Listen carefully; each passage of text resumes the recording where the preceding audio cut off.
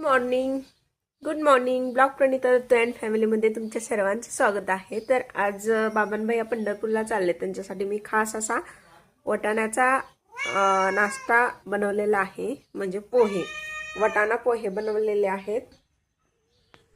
आणि म्हणून इकडं दुधूसाठी मागं लागली.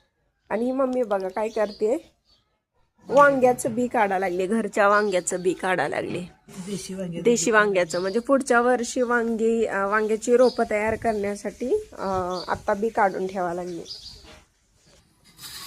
आणि आता इथं मस्त उशीर झालाय आणि रांगोळी काढायची राहिली होती, तर मस्त अशी सुंदर छोटीशी रांगोळी काढून घ्यायची.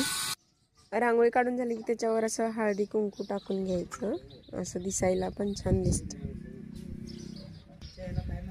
मस्त सुंदर अशी मी दरवाजासमोर रांगोळी काढली, अंगणात रांगोळी काढलेली आहे. हे बघा, हे आमच्या अंगणातलं कोरंटीचं जांभळ्या फुलाचं झाड. किती सुंदर फुले आलेत ना.